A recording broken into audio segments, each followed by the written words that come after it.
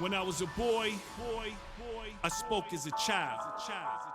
When I became a man, I put away childish ways. I'm on my grown man status. I'm on my grown man status. Living in the world of boys to men. What's going on, everyone? You know what it is, Man Status 101. Now, today we're going to talk about transitioning from one status to another. But before we go any further, I want you to listen to a snippet of my latest single. It's titled Grown Man Status by R.O.M.A.n. That's me. I own all the copyrights, and you're going to hear me rapping on this song. Now, let's just check it out, okay?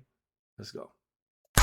Never been afraid of success. Never been afraid to do my best. The test of life ignites my fuse. Checkmate your fate. I don't lose. Choose your pill, but choose it wisely. Me that deal, more than likely.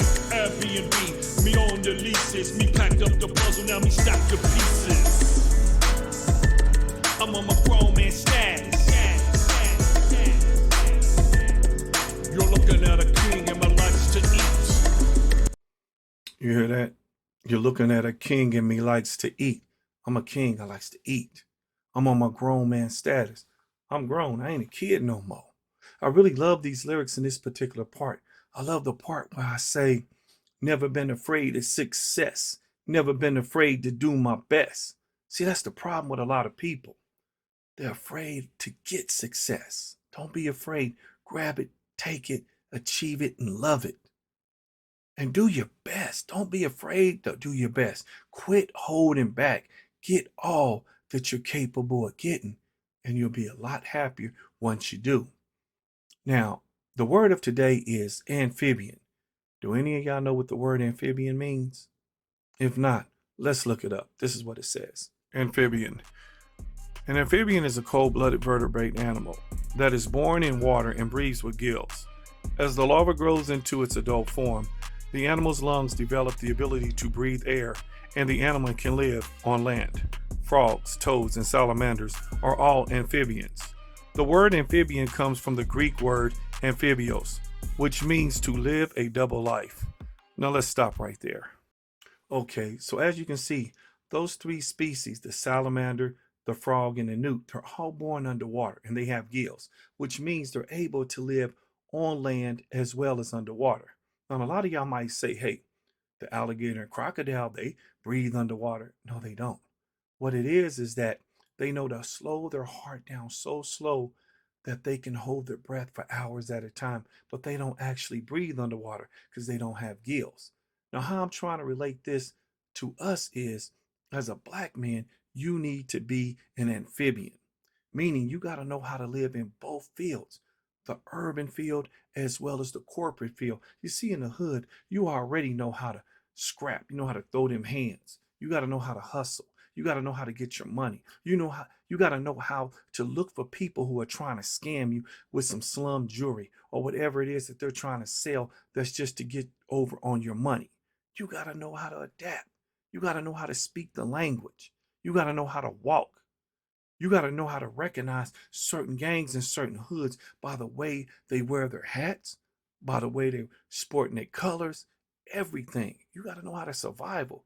It can be hard out there. And then if you get lucky and get into the corporate field, it's the same thing. But this time, you got to know how to talk. You got to know how to use your words. Don't just go out there finding a fancy word, talking all slick with it, because within the first 5 or 10 seconds, they can tell you ignorant and you're just trying to find a word that sounds fancy. Why don't you get you a dictionary, a thesis, encyclopedia? Learn how to use it. Better yet, when you were in school, pay attention. Figure out what they're trying to teach you. See, today they find so many shortcuts with the phonics, trying to say words and cut words out because it sounds hard and cool. But when you get into the corporate field, that's another game. You got to know how to play that game as well. I remember I used to hear Kevin Samuels try to teach young brothers how to dress, how to walk, present themselves. Don't look like a threat physically, look like a threat mentally. That part there came from me. You want to walk in the room and someone say, he might get my job. He looks very wise. Let me test his knowledge. That's the kind of threat you want. Trying to be physically and scaring somebody, that can always be locked down. But it's more power in that pen in your hands, more power in that tongue than your hands. You got to know how to play this game. You got to know how to use this. You got to be a chess player. You got to know how to think 4 or 5 moves ahead of what your opponent is doing so you can lure them into the path that you want to. I'm not saying rip nobody off, but to show them your value is more value than another person. You got to be twice as strong. You have to be an amphibian. You've got to be able to live in both areas. You see, I've lived on both of the tracks. I grew up in the hood. I've been poor. I've lived in the projects. I've also lived in the upper middle class before my parents divorced. My mom was one of the few women that had every major credit card. I mean, back in the day, we lived great. But when that divorce hit, we came back. It was a big shock. You see, it kind of reminds me of the movie Trading Places with Eddie Murphy and Dan Aykroyd. You see, they took a bet, these two rich brothers, and they bet on this poor black guy who was scamming people, living on the streets homeless, and figured if they put him in this high ranking position on Wall Street, one thought that he could be successful, the other one thought he wasn't going to make it, and they made a $1 bet with it. When they gave Eddie this nice penthouse, all this fancy furniture and everything, he threw a big party with everybody from the projects there. They started tearing stuff up. He got mad and said, hey, this red, this rose here, this is Persian. What are you doing? He got so mad he threw them all out. Why? Because he started to become a product of that community, of that environment. He was like, I'm not going back there. I'm a rich man. I got to know how to walk, talk, hold my shoulders back. I belong here. And when the bet was over and they tried to send him back, it was too late. He got back with Dan Aykroyd and he said, we're going to hold this together. The thing is, they didn't realize he's an amphibian. He can survive in the corporate world as well as in the hood or the poor man's world. Not saying that the urban community is a poor man's world, but it ain't nothing like but the rural area.